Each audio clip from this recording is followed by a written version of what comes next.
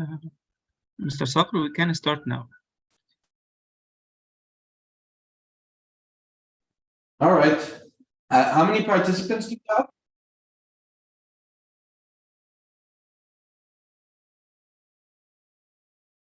Hi, guys. Can you speak to me, or is this one-sided? Muhammad, Ola, It's one side.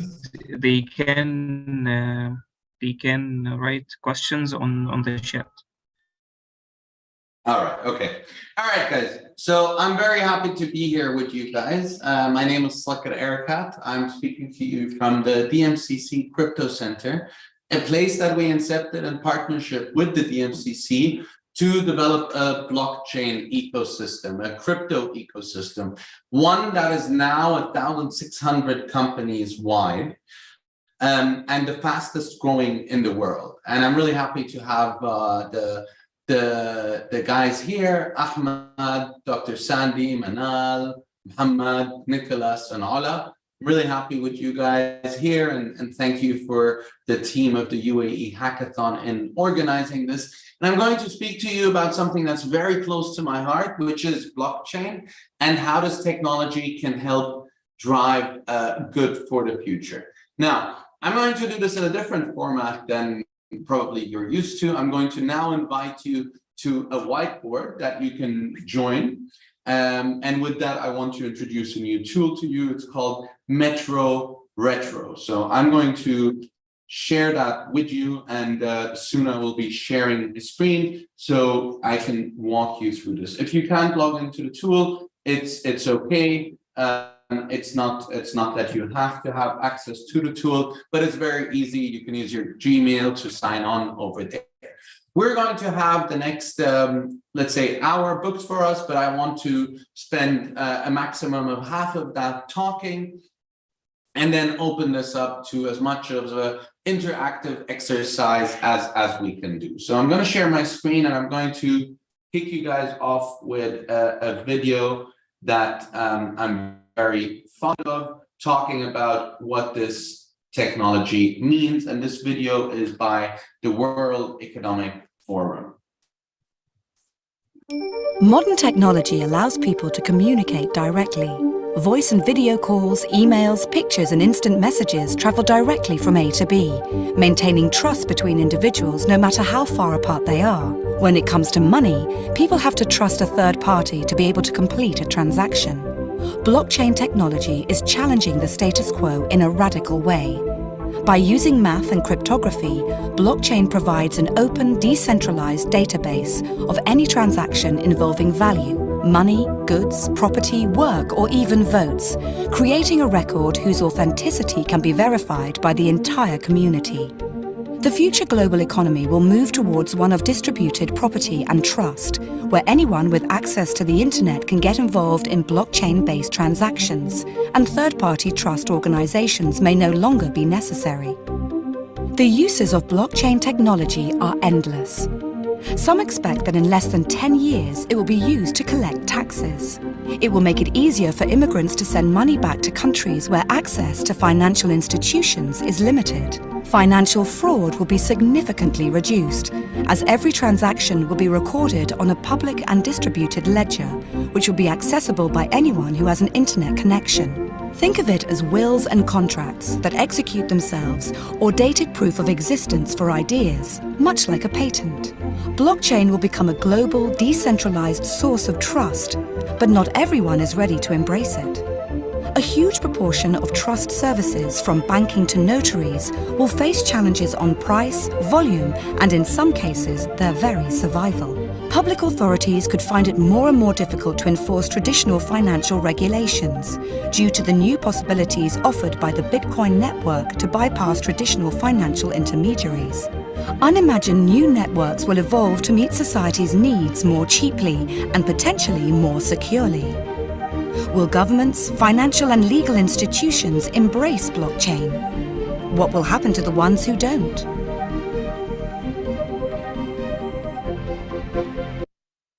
I like to use this video always because it ends with this notion.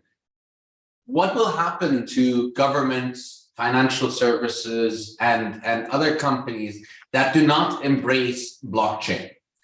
Blockchain is really that kind of technology that is as foundational in its change that it can bring as the internet. I many times say it's 1994 and blockchain is the new internet. And with that, I want to start introducing the concept of blockchain. But you know, we say that blockchain is this new world, this new way of transacting. But to understand anything new, why don't we start with a recap of what is old, right? So in here, again, on the chat, and I'll post it one more time, just in case that the participants that have joined later cannot see it.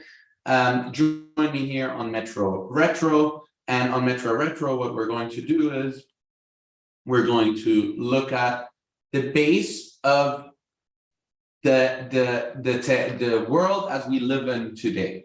So I can see that that some of you you've not been able to join me here yet, but that's okay. If you can join over here, just maybe a proof of life before I go to Abdul Hadi. Can you confirm you could hear the video okay? You can hear me okay? Or yes, anyone? Yes, it's clear. All right, wonderful. Okay, so if you want to join me here, I've put the link in the chat for you.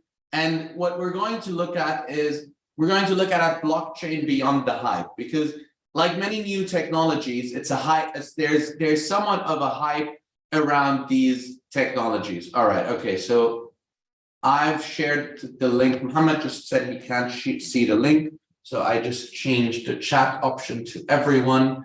Muhammad, can you see the link now? Or if someone can confirm on chat that yes, wonderful, thank you. So what we're going to look at is we're going to look at blockchain beyond the hype. What does this technology mean? And for that, we're going to first of all remind ourselves of the basics of business as we know it. We're going to talk about the key principles of what blockchain is. And I want to open this up and probably spend as much time as possible on Q&A to help you guys understand. By the end of this session, you'll be able to explain the potential that blockchain has, and you'll be able to point towards, I'm going to leave you with a course that you can do, which is free, and you can do that self-paced, and you can get certified in the blockchain basics. And two is I'm going to leave you with a bunch of references that you guys can go to later on. All right, let's get going. Now, when we talk about businesses or business as we know it, we must remind ourselves of a few basic terms in that, right?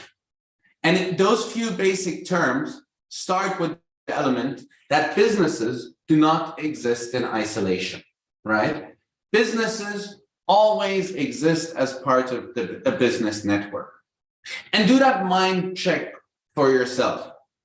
If you think about the baqqala around the corner, it doesn't exist in isolation. It has clients, it has suppliers, it has vendors that are there in one way or the other. It has a cash system around it, right? Muhammad just joined me here on Metro Retro. Muhammad, try not to move things around, but I want to point you to this section over here. If you have any questions, you can scroll over to this side and just write your name and write your question, and we'll get to it as soon as we can.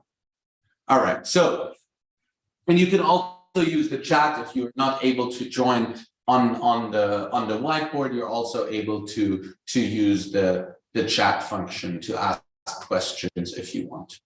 All right, so going back to this baqqala around the corner, or maybe the mechanic that you go to, or the university that you're in, or the library that you go, or the restaurant. Businesses never exist in isolation. If they're made to make a profit, they need to exist as part of a business network. So the first thing that you're taking away from this session is that businesses don't exist in isolation. Businesses exist as part of a business network, right? Now, this business network consists of multiple different players.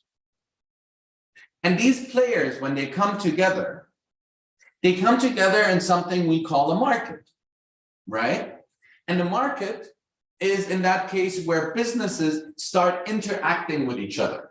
Now, you can think of this as your food and vegetable market or the fish market, or you can think of this as a place where businesses come to interact, right?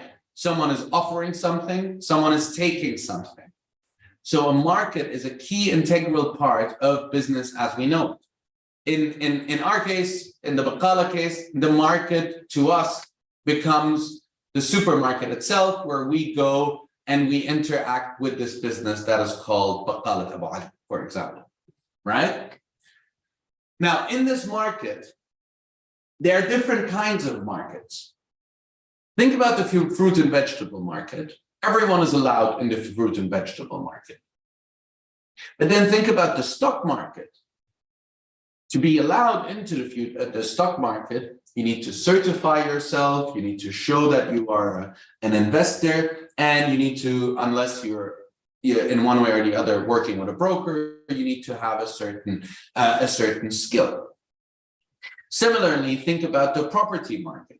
Everyone can buy property, everyone can own property. Having said that, if you're in a market where you're in Dubai, for example, in Dubai, you have to be a registered broker to interact with the property market. So markets in itself sometimes are open to everyone and sometimes are closed.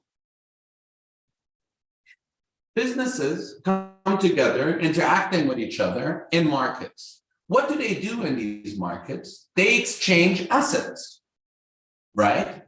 Again, let's remind ourselves of the fruit and vegetable market scenario, right? I go to the market, my asset is my dirham, and the asset of the vegetable seller is the tomato. I exchange his asset with my asset. So businesses come together in the market and they exchange assets. But in this world that we live in, assets come in many different forms. There's tangible assets, phone, my bottle of water. There's intangible assets, for example, all of the software licenses that I have sitting on my phone. Or think if you're an Apple user, then all of the music licenses that you've downloaded, or the software licenses that you paid for, the games that you paid for. So assets in itself sometimes are tangible, sometimes are intangible, and money itself is an asset. Gold is an asset, diamonds are an asset, property is an asset, cars are an asset, right? And with assets and asset exchanges, wealth is created. Let me pause for a second and see. All right, okay, no questions right now. Right? So businesses come together in a market. In these markets, they exchange assets. With that, wealth is created. If I sell my car today, I will receive wealth. If let's say the vegetable dealer sells his tomatoes, he will create wealth. Now, businesses come together in a market, exchanging assets, generating wealth. But when they exchange assets, what is that called? That's called a transaction. The example of me buying a kilo of tomato, or let's say me buying a Bitcoin, or me buying a car, that is a transaction. And that transaction has a value exchange, right? And transactions are recorded. They're always, or they should be always recorded. Now, transactions follow a certain business terms and conditions. And where do we show business terms and conditions? Where do we track them? We track them in contracts. And that contract says, if Saka sells his car to Muhammad, Muhammad will give him $1 million. If Muhammad sells his property, his one-bedroom apartment in Marina to doctor. The doctor will pay 2 million dirham, right? So conditions are part of everyday business, and they're always tracked. And even if you're not signing a contract, you're signing a contract. You just logged into Zoom. As part of Zoom, you accept the terms and conditions. You signed the contract of Zoom as a platform. Muhammad just signed into Metro Retro. By signing in, he accepted the contract of Metro Retro. And again, if anyone else wants to join us over here, please do. Now, when these transactions happen, they happen under these terms and business terms and conditions. They are recorded in a ledger, right? And a ledger, just so we're clear on the word, is just a book. And again, to the Baqqala scenario, because it's so close to us over here. In the Baqqala, some have cash registers. By now, all have cash registers. But if you remember, sometimes you go to a Baqqala, you buy a piece of chocolate or you buy a Coke, and he'll just pick up a book. And in that book, he'll say, hey, this guy just bought a Coke or a Snickers or whatever. Okay? So let's do a recap. And we haven't said anything about blockchain just yet, and that's intentional. Businesses exist as part of a business network. They come and work together in markets, exchanging assets and thereby generating wealth. When they exchange these assets are governed by business terms and conditions. These are contracts. These are recorded in transactions. These transactions are to be found in ledgers. And now here is where the problem starts. Think about all of the businesses you're interacting with in your day-to-day life. The coffee shop you go to, the pastry shop you go to, the baqqala you go to, the metro you take to university, the taxi, the car. All of these different businesses have different ledgers.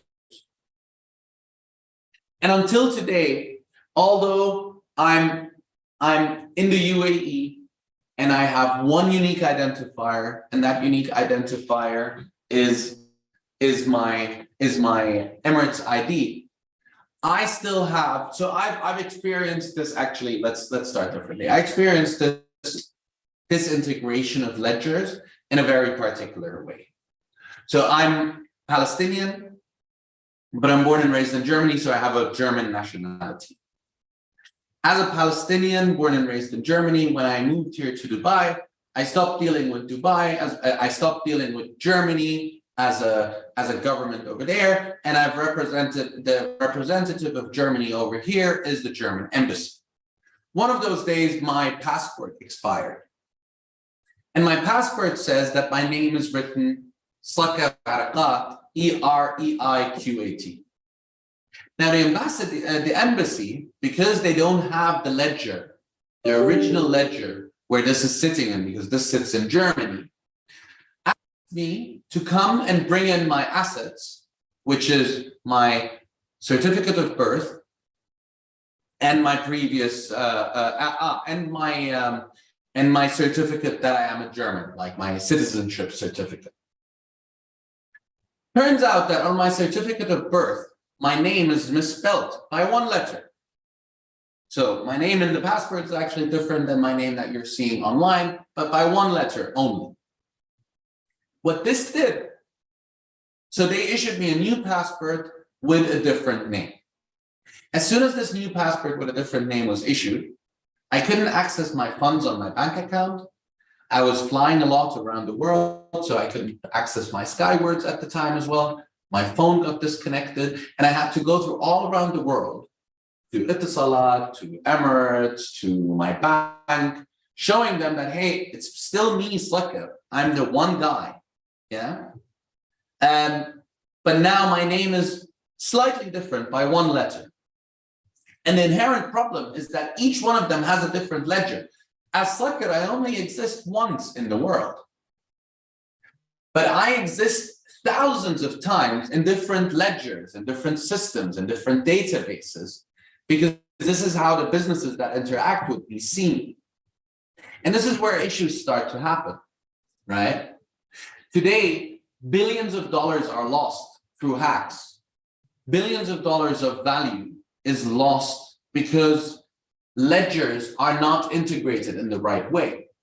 And then hundreds of millions of dollars are being spent to try and recognize what is in this ledger and what is in that ledger. And here, business intelligence comes in and large implementations come in to try and figure out where is the data and what's the right source of data. The answer, so Twitter recently confirmed that 5 million accounts were stolen. And more than 4,100 publicly disclosed data breaches occurred in 2022, approximately equating to 22 billion records being exposed. And the number isn't here, but the number that it impacts business on a multi-billion-dollar level, right? I want to remind you, please ask questions if you want. Write them in the chat, and I just saw Manal joining us here as well. You can you can double click over here and you can write Sakir and say question, right? Or whatever question you may have, right? You can deal with this in a very intuitive way. So now blockchain comes in. Blockchain is supposedly the answer to all of these issues. Why?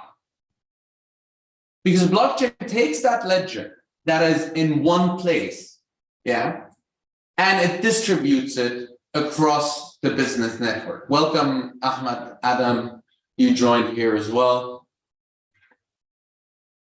So blockchain takes this ledger, that disintegrated ledger that most of the time is sitting in some computer, or that is if it's digital, and sometimes even in a physical form, and it says, okay, where is my business network? Remind yourself, we said businesses don't exist in isolation. So it defines the business network.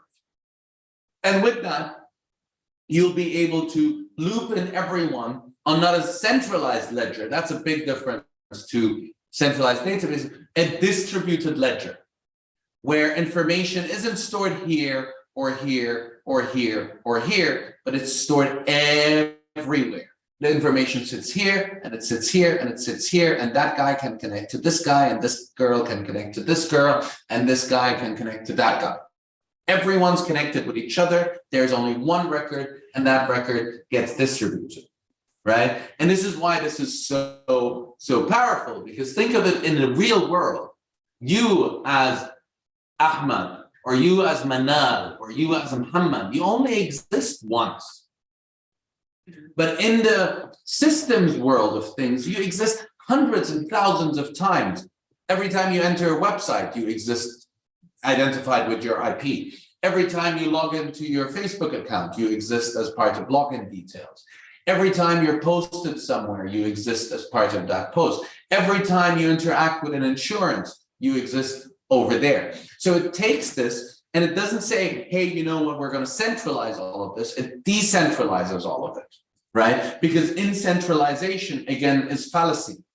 In centralization becomes easy to extract information and attack you to extract that information. But if the information sits everywhere, where are you going to attack? You can't attack everything in one go. So the first concept of blockchain is that it takes these business networks as we know them in the real world, and rather than centralizing them, it decentralizes them, right? So blockchain is a new way to store and record information. It has traits of a traditional databases, but it uses smart contract to, here I got a little bit of an outage. It uses smart contract to create records that are tamper-proof, right? To create records that are tamper-proof. I'm going to remove that and I'm going to add that in later again for you to keep. So distributed ledgers are the same, are the first element that all blockchain use. And when I say blockchain, I don't mean crypto. Everyone's here heard about Bitcoin, Bitcoin is just one use case of blockchain. Think about this. Talabat, Noon, Amazon. Do they describe the internet? No, but they use the internet. Can I explain the internet using Talabat? Maybe, but I'll miss all of the bigger opportunities of the internet. Similarly, all of cryptocurrencies are just one aspect of blockchains. And all blockchains use these 4 principles. The first principle is distributed ledgers. They don't take a centralized ledger, they take a distributed ledger. The second element, they take this contract that is part of business as we know it anyway, right? And they say it's a smart contract. What does that mean? Well, it's easy. Certain elements don't need human intervention. If I agree to certain terms and conditions, and the other person agrees to a certain terms and conditions, then it's very easy to exchange value, exchange assets.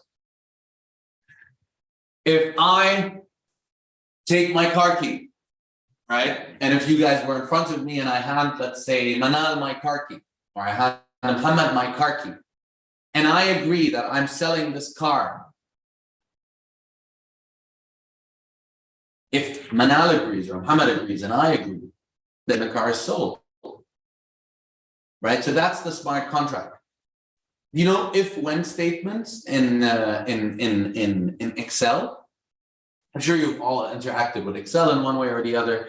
Think of smart contracts like if-when statement. If this happens, then that happens. When this happens, if this happens, this happens. And smart contracts exist in multiple different ways. Distributed ledgers exist in multiple different ways, but this is the basics of everything. The second element, the third element, is consensus. Consensus or transaction endorsement. Meaning, if the parties agree and they come to an agreement, then the transaction completes. And they found a beautiful way to codify this. Last but not least, it's privacy. And privacy means different things to different people. Privacy could mean I don't want anyone to know whatever I'm doing. Privacy from a government point of view can mean I want to have access to protect my citizens, but I don't want them to have access amongst each other. And again, if you're wanting to ask a question, I think that was Muhammad. You just double click over here and you can write your name and then your question, right? And if you want to remove it, you just press the delete button. All right. So privacy means different things to different people. Yeah, and then obviously while you're writing it, afterwards, you need to press this button down here. If you come to the shared screen for a second, Muhammad, you need to unhide from down here. You'll need to unhide your sticky note from down here. All righty. So privacy means different things to different people. In the Bitcoin world, for example, which is one application of blockchain, privacy means that no one knows what everyone is doing. Everyone is anonymized, recognized only by their ID, which is an alphanumeric identifier. Privacy in, let's say, the case of selling a car is I should be able to see that I'm buying a car, but maybe I shouldn't be able to see everything else in the network, right? So the first, where did all of this come from? All of this came from something called someone called Satoshi Nakamoto wrote a white paper at the brink of the financial collapse in 2008. And in there referenced technologies that goes back to, I want to say the late 70s, the early 80s, cryptographic research that has been done. And I had the pleasure over the weekend to be part of something called the Satoshi Roundtable, which is 300 leaders from all around the world, to be sitting with one of the guys that has been the original author, David Chaum, the original author of some of the cryptography that is being used in the Satoshi white paper. Now, the Bitcoin white paper, the Satoshi white paper, sometimes referred to, essentially gave us these principles of blockchain. It took these 4 principles and explained exactly how that's being done. The smart contract, the distributed ledger, the privacy, and the consensus. And the first application was Bitcoin. But then people took this and they said, okay, this works for other things as well. And they started to create different kind of blockchain. Now there's multiple different blockchains. There's, I mean, I failed to be able to count, but there's at least 30 to 40 prominently used blockchains. Each one of them interprets this in a different way. Each one of them allows you to do things in a different way. So why blockchain? It saves time, it's less complex, it's more secure, right? And it allows for a higher level of trust and security because the information, think of it this way. If let's say Muhammad has all of the information and I attack Muhammad, then I can get all the information from him. But if it's Muhammad and if it's Adam and if it's Ahmad and if it's Manal and if it's everyone on the call and they have that information and we have some form of mechanism to back this information up to each other, right? Then you would need to attack everyone in one go, which makes it, pretty much impossible to hack. All right. I want to pause here and I want to see if there's a question. I have a concern regarding the decentralization context. If my information is saved in multiple different information rather than one location. Okay, I think you ran out of text there, but let me start trying to answer the question of what I understand it. Your information saved in one place, Muhammad, is not actually safe. And we've seen that now. We've seen multiple hacks being performed where information was leaked because of the centralized nature of it. A decentralized ledger technology enables you to actually keep your information more private because decentralization does not mean that it's all publicly available. No, it's encrypted, it's encoded. Only the appropriate people have access to that information. But because it's decentralized, it's much more difficult to tamper with. Why? Let's look at this diagram and talk about this in detail. Let's assume that this is our decentralized network and your information, Muhammad, before used to sit just here. If I attack just here, then I have access to this information. I can change the information. I can change your name from Muhammad to Ahmad. I can change your date of birth. I can change everything about you because it's just here. And yes, you know what, in the modern world, then also there's backups. But nevertheless, if I have access to just this place, not in isolation of the network, it's very easy to attack. Now, if we are looking at a decentralized ledger technology, and the information is in all of these places, and I attack this one node over here, then all of the other nodes are going to say, hey, it seems that someone is attacking this node. We're going to isolate this node, and we're going to protect the data that we have. And that node simply gets taken out of the network until it can be proven that this node is secure, right? I hope that answers your question. I want to check the chat. There's no questions on the chat. So I want to, there's one.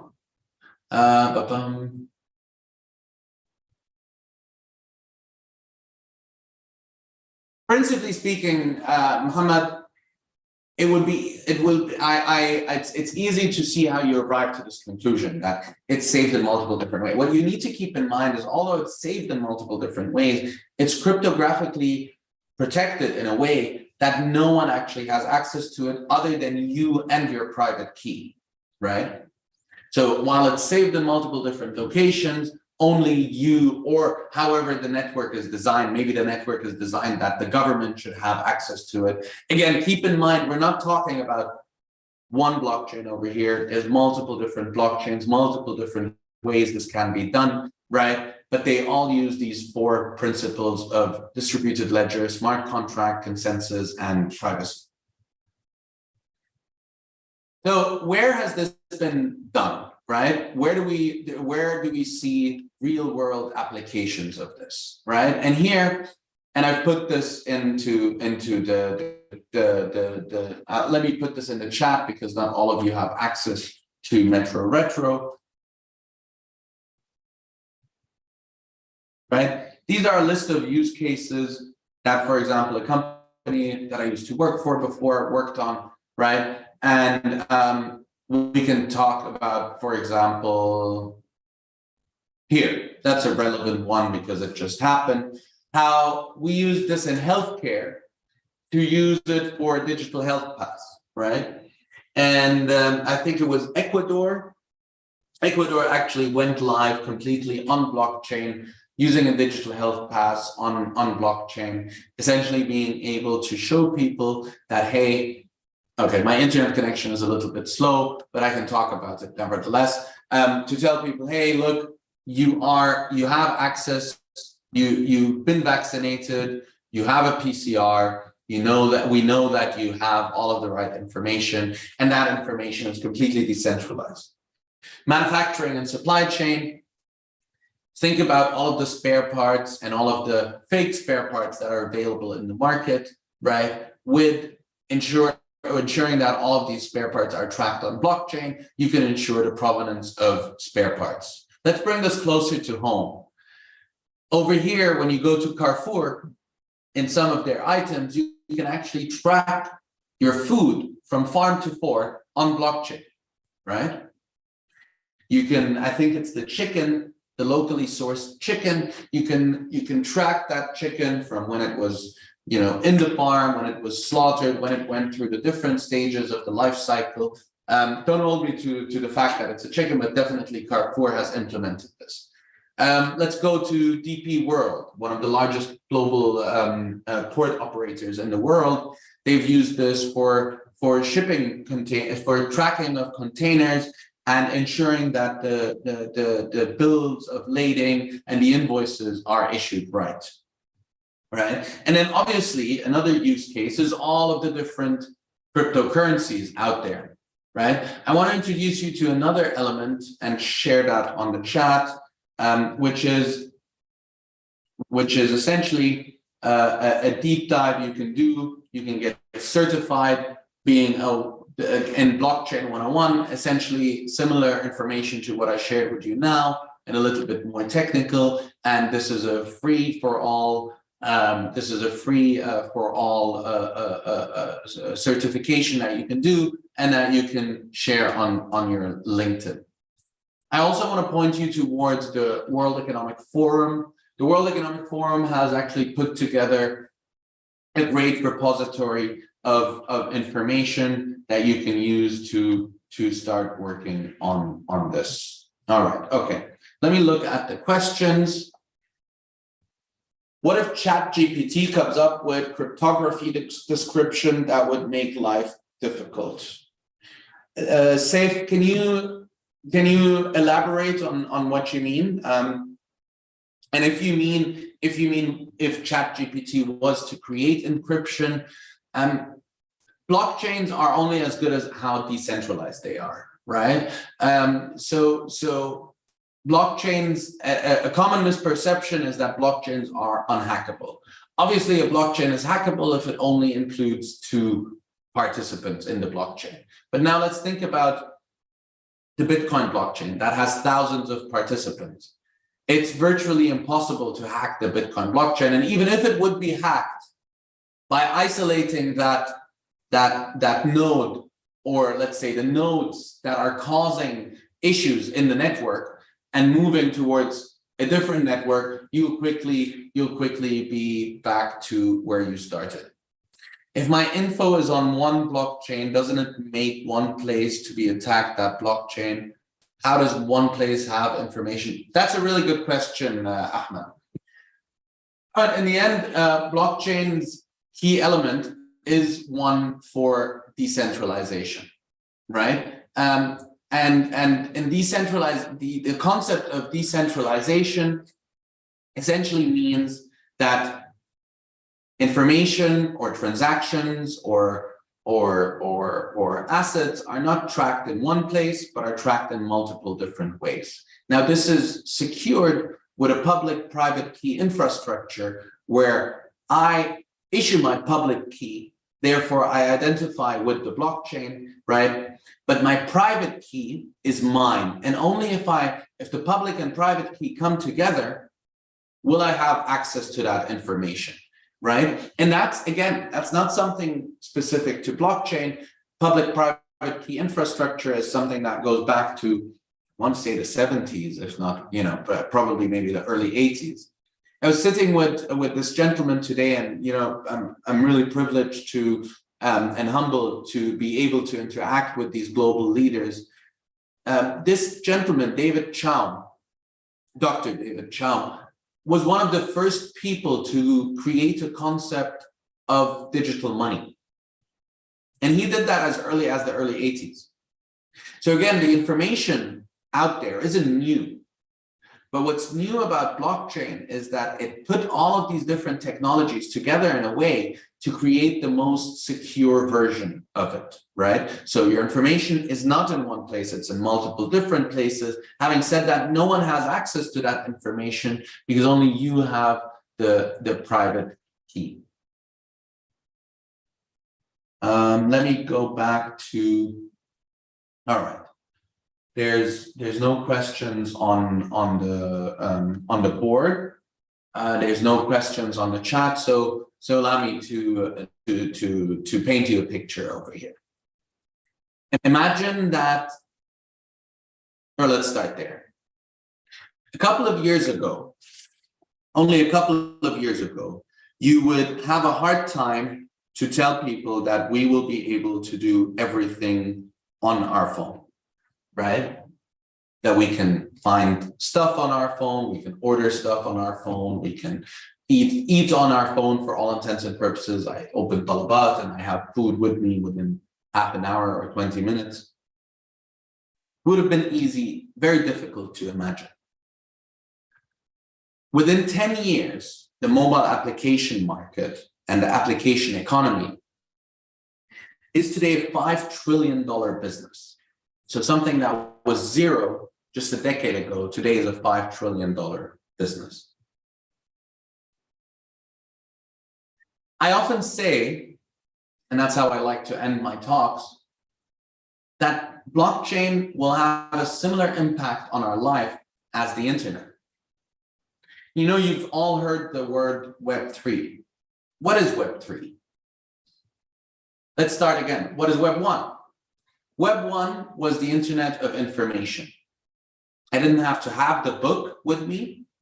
I could go online and I find that book and read that book and see what is in that book. I didn't have to go to the library anymore, right? That was the internet of information.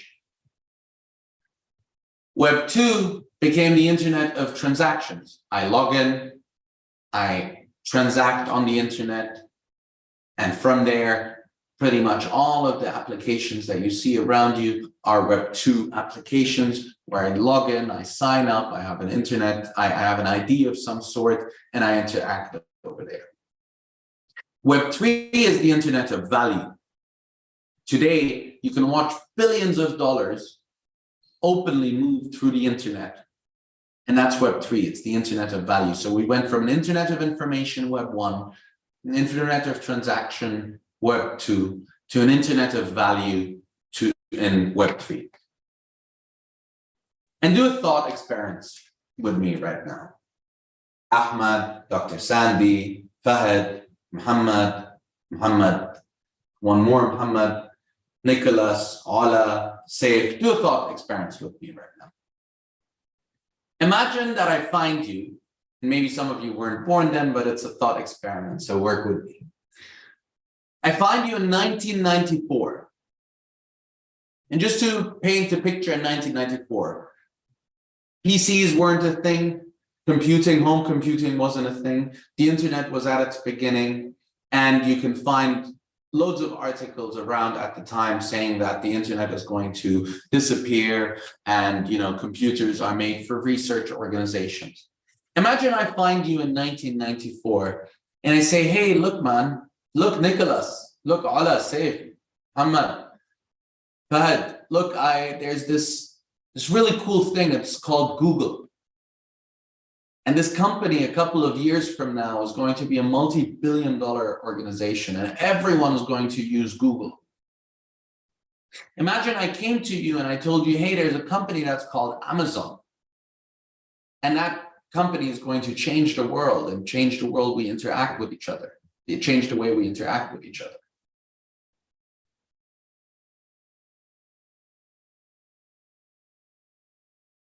Well, here's me telling you blockchain. Blockchain is still at its beginning. It's still a nascent industry. It's still developing. Over here, I have the pleasure of having co-founded a company called Crypto Oasis. We have more than 1,600 companies in the ecosystem only in the UAE. You know what it was last year? 1,000 companies.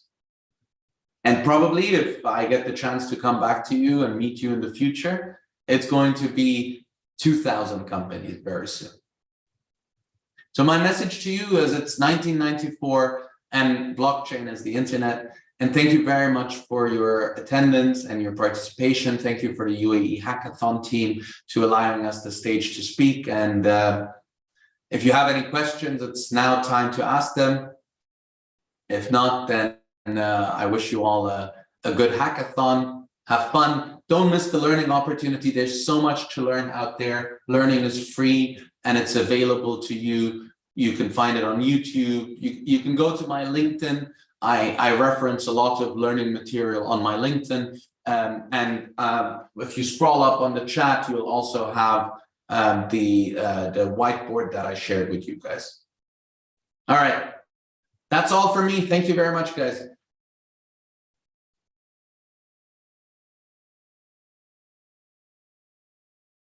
Thank you, Ala. Thank you, Muhammad. Thank you, Saif. Thank you, Ahmed. Thank you, Fahad. Thank you, guys. I'm logging out, yeah? Talk to you soon. Bye-bye. Abdul Hadi? Are you there?